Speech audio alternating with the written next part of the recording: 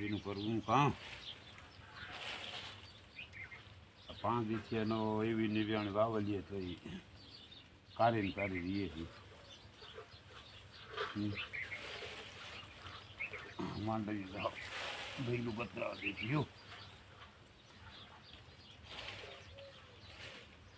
માંડવી કંઈ કાયમી નહીં હવે હળતી જાય કાયમથી કાયમ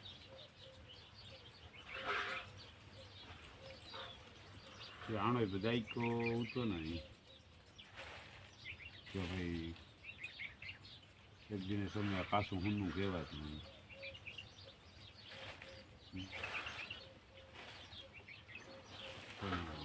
મારું હું એક કહેવાનું હોય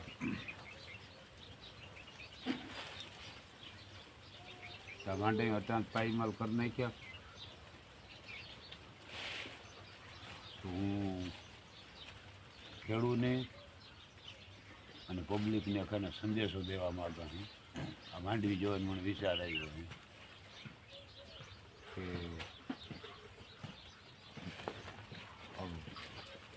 નમ્ર વિનંતી છે તો તમે છે ને અરે આ માંડવી જો ને 5 દિવસ એવી નિવાણ ફેરવા તો આ એવો ને એવો ભૂકો જામ થઈ ઉડે જો ઉડે ને પાછા ઉતર્યો છે માંડવી જેવો નહીં કરે કે અટાણે તો ખેડૂત મરે છે પણ આ પાછા વરે જેઠ મહિને આ એની હાલ થાય એટલે ને એક સંદેશો ખેડૂતની અને પબ્લિકને પુગાડવા માંગે તમને એક સંદેશો મારે દેવો એટલે પ્લીઝ તમે આ વિડીયો છેલ્લા સુધી જોઈજો એટલે આમાંથી ઘણું જાણવાનું જડીએ ઘણા એને છે ને બહુ મોટો લાભ થાય કારણ કે વિડીયો જોયો વિડીયાનું તમે આમ બહુ જાણવા જેવું છે લાભ બહુ થાય એટલે અને ઘણા ખર્ચામાંથી બચી જાય મારી એક વિનંતી છે કે તમે છે ને આ વિડીયાને એટલો શેર કરો સોમવારની હાઈ થાય ને તો પલો કરે જાઓ આખા ગુજરાતમાં જો ખેડૂતની મારી એક વિનંતી છે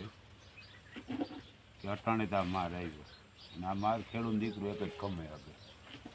બીજો ન કમે પણ તમે તમારા ઇલાકામાં ગમે ત્યાં કોરી માંડવી નીકળે ગઈ હોય તો પેલી મોંઘી પડે તો બિયારણની માંડવી તમે ત્યાંથી લઈ લીધી બિયારણની માંડવી તમે ત્યાંથી એ સારું લઈ લીજો કે પાછા જેઠ મહિને તમને છે ને માંડવી દીએ વેપારી દીએ સંઘમાંથી દીએ પણ આવી માંડવી ત્યાં આવી હોય તો એ વરે કામ વિચારા કરે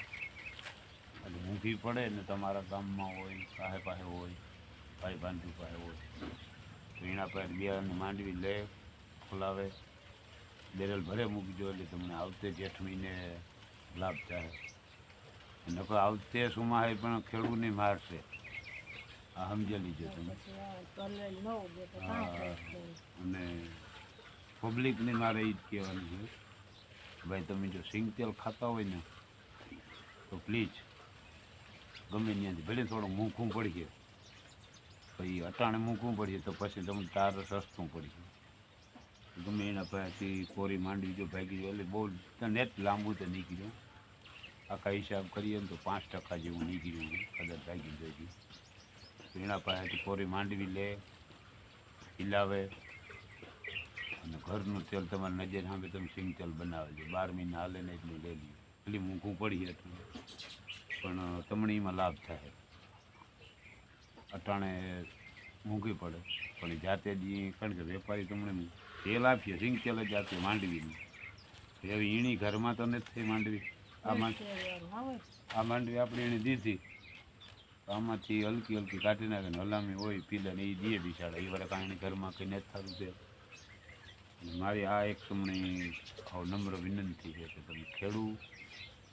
બિયારણની માંડવી લઈ લીજો અટાણે કોરી અને પબ્લિક એ સિંગતેલ ખાતા હોય એ માંડવી લઈને તમે પીલાવી નાખો 12 મહિનાનું તમારે શોખ થઈ જાય કારણ કે આ માંડવી જ્યારે અમે લઈને આવ્યા ને ત્યારે આ માંડવીમાં હું બેહવાનું તો દેખો ના છોકરાને નહોતો બેસવા દે. આ માંડવીને બી એટલે માંગરોળથી લીધું. એવી લાઈટકી કરીને લઈને આવ્યા હતા. એવી લાઈટકી કરીને લઈને આવ્યા હતા કારણ કે સવાર જ છે ને એ માંડવીને એવી પાછી વાવી કામસાઈ કરે એની નેદી દવા સાથે પાણી લે જ્યાં બધા બ્રાઇટ નદીને મિનેટી કરી અને આજ મોઈ કોરીઓ બરાબર આવ્યો ને તો હેઠો પડાય પણ એ ત્યાં કુદરત આગળ કોઈનું કંઈ હાલે નહીં કારણ કે આખી સૃષ્ટિ માથે છે આપણે એક માથે જ ને અને એ ખમવામાં ખેડૂ છે ને એક જ ખમે આજ નહીં તો ખાલે ખેડૂ જૂની કહેવત છે કે ઢેફા ઉછળ છે. ખેડૂ એક દિને સમયે મુઠ્ઠીમાં હમે જાય ને એક દિને સમય હે ને બથમાં ન હમે. આ જૂની આપણા બાપ દાદાની કહેવત છે. વહીમાં બહુ લાગે પણ એ તો પછી કઠોર છે કોઈને દર્શાવતો ન હોય. અને આ માંડવી રોવે નહીં. તમે 15 દિવસ થાય ને તો ત્યાં ખેડૂ તમે સાંભળજો વાતું આત્મહત્યા કરી છે કારણ કે ખેડૂતનું વાંહે કંઈ વેચ્યું નહીં કંઈ એટલે કંઈ નહીં. તમે 15-20 દી થવા દો. 15-20 દી થાય ને એટલે તમે સાંભળજો કે આ નુકસાનીને હિસાબે કેટલા ખેડૂત આત્મહત્યા કરે છે. બરાબર છે. કોઈ તો જો નથી કીધું કુદરતી કીધું પણ એવું મનથી ભાંગે પીડ્યા હોય તનથી ભાંગે પીડ્યા હોય કાંઈ લાંબો હાથ કીધા જેવા રહ્યા ન હોય કોઈને મોં દેખાડ્યા જેવા ન રહ્યા પછી બીજો કોઈ ઉપાય હોય નહીં. એ બધી જાત જે મહેનત બનાવી કીધું કર્યું મોહેમ હાથમાં આવી અને આજ મોહેમ બધી ફેલ થઈ જાય તો ખેડૂતને બીજું વધે કામ દવા ખાવાની દવા પીવાની વધે બાકી તો બીજું વધે નહીં. પણ પ્લીઝ મહેરબાની કરે ખેડૂતનો દીકરો હોય ને હિંમત રાખે બળવાન છે અને આત્મહત્યા ન કરજો. આપણે વરહે કાઢ્યા ભૂ ને થાય હિસાબ કરી લીધો. આપણે આવ્યા ત્યારે આપણા પાસે કંઈ નહોતું કંઈ લેન ને થાય આવ્યા પછી બધું વહાયું એટલે ભીડ તો જો કે બધાય નહીં પડે કમણી પડે મણી નથી પડતી મણી પડે પણ પ્લીઝ મહેરબાની આત્મહત્યા કરવી નહીં બહુ વહેલું છે. એ માંડે વાળજો મહેનત કરજો મનને મનોબળતા વધારજો બીજાને હિંમત દીજો ભાઈ આ ન કરે આવતી મોહેમમાં. અને કુદરત છે ભાઈ એક મોહેમમાંથી જવા દે બીજી મોહેમ ડબલ તમને આપી દઈએ. કુદરત પાસે પ્રાર્થના કરો કે ભાઈ જેવી તમારી મરજી. આ તો કુદરતી આફત હતી. અથવા વાવાઝોડાનું કહેતા હતા ઘેરું હાલો વાવાઝોડું ન આવ્યું ને આપણા એ ઉંડરિયા ને પાથરાને કંઈ જોવા ન જડે કદાચ મકાન નહીં પડે તો કામ કરે ધરતી આવ્યો તો મકાન પડે કાં બિલ્ડિંગ પડે ગયું હતું એ છતાંય પાછા આજ વહાવેગા ને. હા અગાડી એ હતા સારું છે 15-20 વર્ષથી 3 વર્ષ માઠા પડતા તે નો રહેતા બધું નો રહેતું દૂજાણું તોય પણ પાછા જો વહાવેગા ને આપણે ઉતા તો વહાવેગા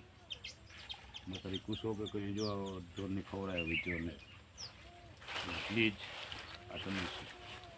હિંમત ન હારતા. અને આજે મેં કહ્યું હે કે ખેડૂતનો દીકરો કોરી માંડવી જડે નથી બિયારણ સારું લઈ લીજો અને પબ્લિક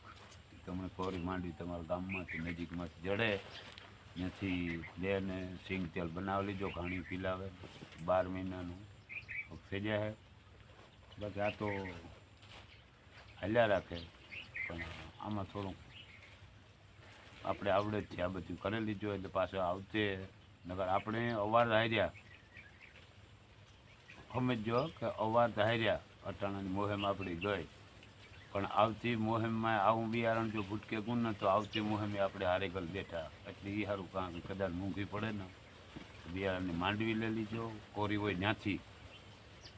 અને પબ્લિકને કહેવાનું કે તમે કોરી માંડવી લે પીલાવાનું 12 મહિનાનું તેલ બનાવી લે.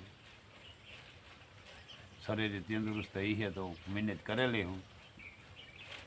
તો એટલે જય જવાન જય કિસાન જય ધરતીમાં